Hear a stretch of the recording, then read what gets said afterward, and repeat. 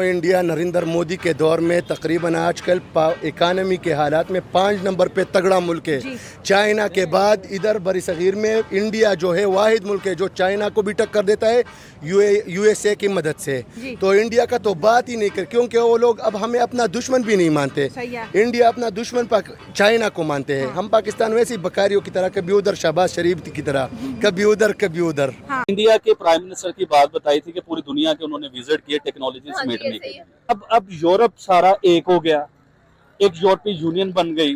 तो क्या हम लोग इंडिया, पाकिस्तान, अफगानिस्तान, ईरान, बांग्लादेश, श्रीलंका, इस तरह के जो करीब करीब चाइना हो गया, ये सारे अपना एक सिलसिला क्यों नहीं बनाते?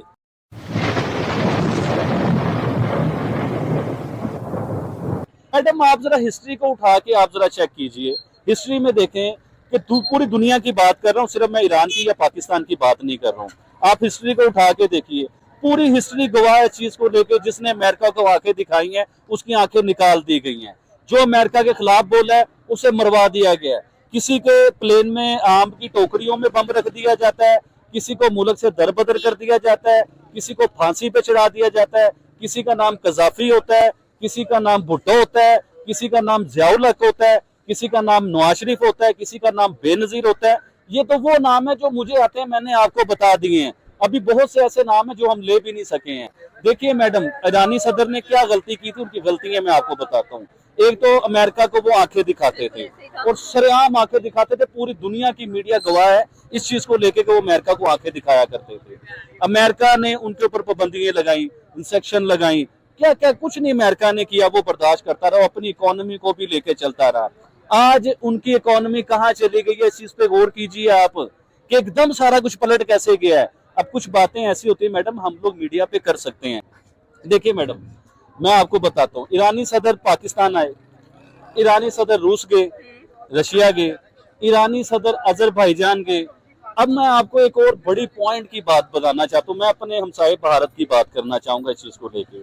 अभी आपको याद होगा रिसेंटली चंद्रयान 3 जो इंडिया ने एक अनाउंस किया था चांद के ऊपर गया। मैंने बहुत सी प्रोडिक्शन की, बहुत सी वीडियो की मैंने उसके ऊपर। देखें, अगर कोई मुल्क अच्छा काम कर रहा है, कोई तरक्की कर रहा है, तो आप उसकी तारीफ करने में मुझे लगता है कोई प्रॉब्लम नहीं होनी चाहिए आपको। अभी मैं आपको बात ये कर रहा था, चंद्रयान 3 की बात कर रहा था। तो आप जब चंद्रयान 3 ने अनाउंस होना था, जब उनका मिशन रेडी होना था, मिशन स्पेस पे जब जाना था ना, उससे आप 1-2 महीने पीछे चले जाइए। आप उन 2-3 महीनों में देखेंगे कि इंडियन जो वजीर आजम है वो उस टाइम पूरी दुनिया के दौरे पे थे, खासतौर पे यूरोप के दौरे पे थे, अमेरिका के दौरे पे, ऑस्ट्रेलिया के, जापानीज, ये सारे दौरे कर रहे थे।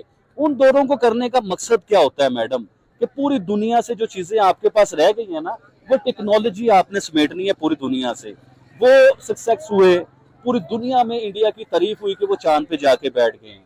इसी तरह ही हम आते हैं ईरान के ऊपर। अब मेन मुद्दे के ऊपर आ रहा हूँ जो आपको कभी भी मेन स्ट्रीम मीडिया नहीं दिखाएगा, कभी लोग आपको ये बात बताएंगे नहीं। ईरान का आपको आइडिया होगा कि पिछले दिनों आप ये सुन रहे होंगे कि ईरान जो है एक एटमी पावर बनने वाला है, ईरान जो है एक बम बनाने वाला है। और मुझे लगता था कि ईरान चंद दिनों में उस बम का तजर्बा करने वाला था, जिसकी अमेरिका को बड़ी शदीद तकलीफ थी जिस चीज को लेके। अभी देखे ना कि ईरान में साइंटिस्ट जो हैं वो मार दिए जाते हैं। अब वो कौन मार रहा है? ईरान में बहुत से कत्ल हो रहे हैं। और बड़े यहाँ पर मैं एक और बात करना चाहूंगी कि दुनिया में कुल कह लें कि 59 मुस्लिम ममालिक हैं। 59 मुस्लिम ममालिक कहने को है, लेकिन इसमें से अगर देखा जाए तो ईरान का प्रेसिडेंट कह लें कि वाहिद थे, इब्राहिम रईसी की बात कीजिए, जिन्होंने आवाज उठाई, जिन्होंने कह लें कि सब कुछ किया। मैडम, थोड़ी सी बात मेरी बीच में रह गई है, वो आपने मेरी बात जोड़नी है उसके साथ लेके। मैंने अभी इंडिया के प्राइम मिनिस्टर की बात बताई थी कि पूरी दुनिया के उन्होंने विजिट किए टेक्नोलॉजी समेटने के लिए। अच्छा, ठीक है। तो दोस्तों, ये थे पाकिस्तानी पब्लिक के रिएक्शन। और ये पाकिस्तानी बंदे ने बिल्कुल सही बताया कि अमेरिका और यूरोप तो सभी कंट्री को धमकी देते हैं, लेकिन इंडिया अब किसी की धमकी से डरने वाला नहीं है। क्योंकि दोस्तों, खुद इंडिया की इकोनॉमी दुनिया की 4th लार्जेस्ट इकोनॉमी बन गई है और मिलिट्री पावर में भी इंडिया बहुत ही आगे है। इसीलिए खुद इंडिया सुपर पावर की रेस में है, तो इंडिया अमेरिका और यूरोप की धमकी से कैसे डरेंगे। और दूसरी बात, इंडिया ने पूरी दुनिया को बता दिया है कि इंडिया की फॉरेन पॉलिसी इंडिपेंडेंट है। इंडिया किसी भी कंट्री के साथ जब चाहे तब डील कर सकता है। इसीलिए तो आज इंडिया अमेरिका, रशिया और चाइना तीनों के साथ एक ही टाइम पे डील करता है, फिर भी दुनिया की कोई भी कंट्री इंडिया के सामने नहीं बोलती। और दूसरी साइड पाकिस्तान तो अमेरिका की परमिशन के बिना हिल भी नहीं सकता, क्योंकि पाकिस्तान की पूरी इकोनॉमी IMF की लोन पे चलती है और आप तो जानते ही होंगे IMF पूरा अमेरिका के कंट्रोल में है, इसीलिए पाकिस्तान को अमेरिका की बात माननी पड़ेगी। तो बस दोस्तों, आज के वीडियो में इतना ही। ये थे पाकिस्तानी पब्लिक के रिएक्शन। अगर आपको ये वीडियो पसंद आया है तो वीडियो को लाइक शेयर कर दीजिए और चैनल को सब्सक्राइब करना मत भूलिए। थैंक यू, मिलते हैं नेक्स्ट वीडियो में।